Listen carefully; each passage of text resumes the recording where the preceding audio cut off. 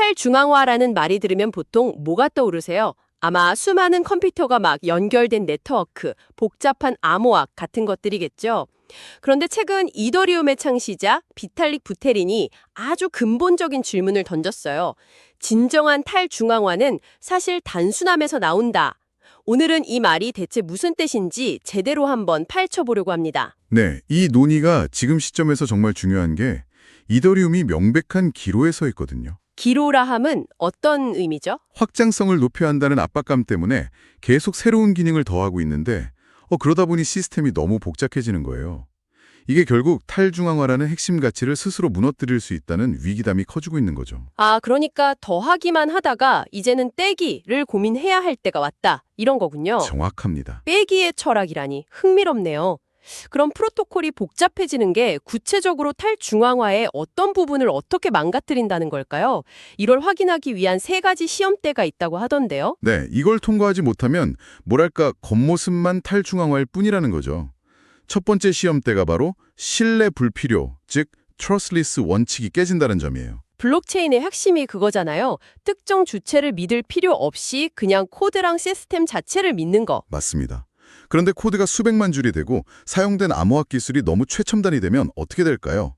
일반 사용자는커녕 웬만한 개발자도 시스템 전체의 안정성을 스스로 검증할 수가 없게 돼요. 아, 결국에는 누군가 나서서 이거 안전합니다라고 말해주는 걸 믿어야만 하는 상황이 된다는 거군요. 바로 그겁니다. 시스템을 믿는 게 아니라 그 시스템이 안전하다고 보증해주는 소수의 엘리트 전문가 집단을 믿게 되는 거죠. 신뢰가 필요 없는 시스템을 만들려다가 오히려 새로운 신뢰 계층을 만들어내는 역설이네요. 네. 그리고 두 번째 시험 때는 개발팀 부재 시험, 워커웨이 테스트예요. 개발팀이 사라지는 시험이요? 네. 만약 내일 당장 비탈릭을 포함한 이더리움 핵심 개발팀이 모두 사라졌다고 상상해 보세요. 과연 새로운 개발자 그룹이 나타나서 이 복잡하게 얽힌 시스템을 완벽하게 이해하고 유지 보수할 수 있을까요? 와, 생각만 해도 아찔한데요. 만약 그게 불가능하다면 이더리움은 사실상 그 특정 개발팀에 종속된 거나 마찬가지인 셈이군요. 바로 그 지점입니다. 이게 그냥 이론적인 시험이 아니에요. 비트코인이 오랫동안 안정적으로 유지될 수 있었던 핵심 이유 중 하나가 바로 극도의 단순함 덕분이었거든요. 알겠습니다. 전문가 그룹을 믿어야 하고 핵심 개발팀이 사라지면 마비될 수 있다. 이게 사용자 개인에게 직접적으로 미치는 영향도 있을 것 같아요. 그게 바로 세 번째 시험 때 자기 주권, self-sovereignty의 약화로 이어집니다. 자기 주권이요? 네. 시스템의 작동 방식을 내 스스로 이해하고 검증할 수 없다면 그 위에 있는 내 자산을 완전히 소유한다고 말하기 어려워져요. 내가 이해할 수 없는 것은 온전히 내 것이 아니다라는 개념이죠. 아, 내 돈이 어떤 규칙으로 움직이는지 내가 직접 확인할 수 없고 소수의 전문가에게 의존해야 한다면 그건 진정한 의미의 디지털 소유권과는 거리가 멀어지는 거군요. 맞습니다. 결국 복잡성은 그냥 사용하기 불편한 정도의 문제가 아니라 탈중앙화의 근간을 흔드는 조용한 보안 위협 같은 거네요. 그런데 한 가지 의문이 들어요. 이런 위험을 알면서도 왜 이더리움은 계속해서 더 복잡한 길을 걸어온 걸까요? 그냥 기능을 안 더하면 되는 거 아닌가요? 거기에 바로 구조적인 함정이 있습니다. 바로 하위 호환성이라는 문제 때문인데요. 하위 호환성? 네, 새로운 기능을 추가할 때 기존에 잘 돌아가던 수많은 디앱들과 충돌이 나면 안 되잖아요. 그러다 보니 낡은 기능을 완전히 드러내고 새 것으로 교체하는 과감한 수술보다는 기존 기능은 그대로 둔 채 그 옆에 새로운 기능을 조심스럽게 덧붙이는 방식이 훨씬 쉽고 안전하게 느껴지는 거죠. 아, 마치 낡은 건물에 계속 증축만 하는 것과 비슷하네요. 당장은 편하지만 나중에는 건물 전체 구조가 불안정해지는 것처럼요. 정확한 비유입니다. 그런 결정이 업데이트마다 반복되면서 프로토콜이 점점 비대해지고 누구도 쉽게 건드릴 수 없는 거대한 코드 덩어리가 되어버리는 겁니다. 그래서 이제는 설계 철학 자체를 바꿔야 한다는 목소리가 나오는 거군요. 네, 단순화 자체를 개발의 핵심 목표로 삼아야 한다는 주장이 힘을 얻고 있는 거죠. 설계 철학의 전환이라 그냥 단순하게 만들자는 구호만으로는 부족할 것 같은데 구체적으로 어떤 기준 같은 게 있을까요? 물론이죠. 3가지 정도로 정리해 볼 수 있어요. 첫째는 아주 직관적입니다. 코드 총량의 최소화. 코드의 양 자체를 줄인다. 네, 프로토콜의 규칙과 코드를 이상적으로는 정말 몇 페이지 안에 명확하게 설명할 수 있을 정도로 줄여야 한다는 목표예요. 그래야 더 많은 사람이 시스템의 허점을 찾아낼 수 있게 되니까요. 그렇군요. 두 번째는요? 둘째는 복잡한 의존성을 줄이는 겁니다. 예를 들어 시스템 보안이 단 하나의 해시 함수에 의존하는 것과 여러 종류의 고급 암호 기술에 복합적으로 의존하는 건 이해도 면에서 큰 차이가 있죠. 네네. 그리고 세 번째 기준이 좀 재미있는데 불변식, invariance를 늘리는 겁니다. 불변식, 그게 정확히 무슨 뜻인가요? 규칙을 더 많이 만들려는 건가요? 오히려 그 반대에 가까울 수 있어요. 불변식이라는 건 이 시스템에서는 절대로 이런 일이 일어나지 않는다. 또는 이 값은 절대로 이 상한선을 넘을 수 없다와 같이 시스템이 항상 지켜야 하는 명확하고 절대적인 규칙을 의미해요. 아, 일종의 절대적인 경계선 같은 거군요. 맞습니다. 이런 명확한 경계가 많아질수록 시스템의 예측 가능성이 엄청나게 높아져요. 버그를 찾거나 시스템을 검증하는 것도 훨씬 쉬워지고요. 하지만 잠깐만요. 그렇게 제약을 건다는 건 결국 개발자들이 할 수 있는 일이 줄어든다는 뜻 아닌가요? 혁신을 막는 부작용은 없을까요? 아주 좋은 지적이에요. 실제로 그런 논쟁이 항상 있죠.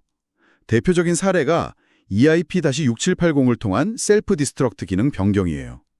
과거 이 기능은 스마트 컨트랙트의 코드와 데이터를 블록체인상에서 완전히 삭제하는 말 그대로 아주 강력하고 자유로운 기능이었어요. 일종의 시한폭탄 같은 기능이었겠네요. 잘 쓰면 유용하지만 잘못 쓰면 큰일 나는. 맞아요. 그런데 이 기능 때문에 개발자들이 예측 불가능한 상태 변화를 계속 신경 써야 했거든요. 그래서 이제 이 기능은 대부분의 경우 ETH를 지정된 주소로 전송하는 기능만 남기고 상태, 즉 코드와 데이터 삭제는 막는 방향으로 대폭 약화됐어요. 아, 시스템의 큰 변동성을 일으킬 수 있는 폭탄을 사실상 제거해버린 거군요. 네, 프로토콜의 예측 가능성과 단순성에 크게 기여한 셈이죠. 자유도를 약간 제한해서 전체 시스템의 안정성을 높인 거군요. 또 다른 사례도 있을까요? 네, EIC-7825에서 제한된 트랜잭션 가스 상한 도입이 아주 좋은 예예요. 가스 상환 도입이요? 네, 만약 트랜잭션 하나가 사용할 수 있는 연산량, 즉 가스량이 무한정 커질 수 있다면 어떻게 될까요? 트랜잭션의 최악의 경우 연산량을 예측할 수 없으면 이 트랜잭션이 유효하다는 상태 증명을 생성하는 비용이 천문학적으로 뛸 수 있어요. 아, 그러니까 L2 솔루션들이 이더리움의 데이터를 올릴 때 그 데이터 덩어리가 얼마나 클지 예측할 수 없어서 비효율이 발생한다는 거군요. 바로 그거예요. 하지만 여기에 2의 24제곱, 약 1677만 가스라는 명확한 상한선을 그어버리면 L2 솔루션들은 최악의 시나리오를 예측하고 그에 맞춰 시스템을 최적화할 수 있게 되죠. 예측 가능한 환경을 만들어주는 거군요. 네, 이 두 사례 모두 무한한 자유 대신 명확한 제약을 추가함으로써 역설적으로 전체 시스템을 더 단순하고 강력하게 만든다는 점이 핵심입니다. 정말 재미있는 지점이네요. 기능을 빼거나 제약을 거는 것이 오히려 시스템을 더 좋게 만든다니. 그렇다면 이미 지난 수년간 쌓여버린 낡고 복잡한 기능들은 어떻게 처리해야 할까요? 이미 프로토콜의 일부가 되어버려서 없애기도 쉽지 않을 텐데요. 여기서 가비지 컬렉션, 즉 쓰레기 수집이라는 전략이 나옵니다. 가비지 컬렉션이요? 네, 프로그래밍에서 안 쓰는 메모리를 정리하는 것처럼 프로토콜에서도 낡고 불필요한 복잡성을 정리하자는 개념이죠.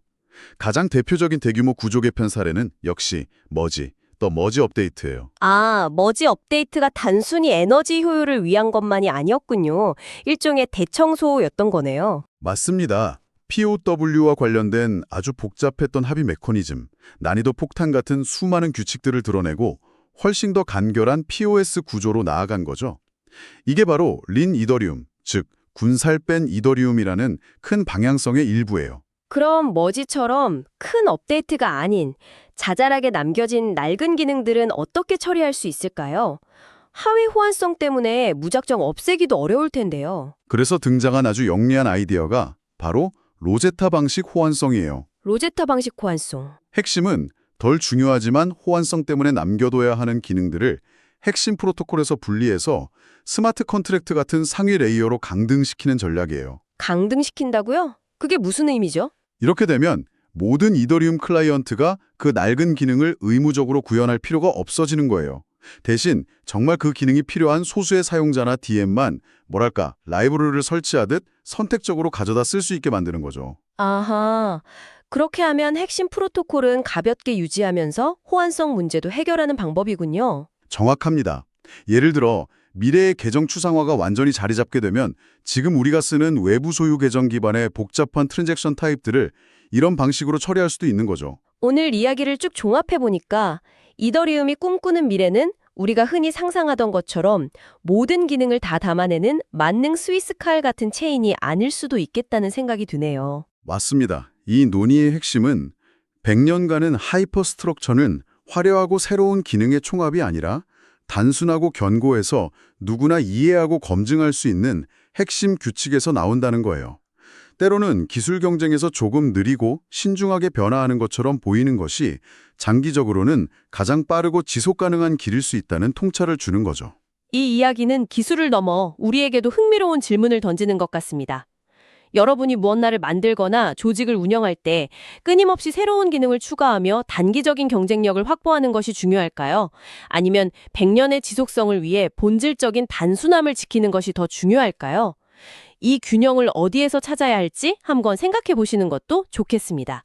시청해 주셔서 감사합니다.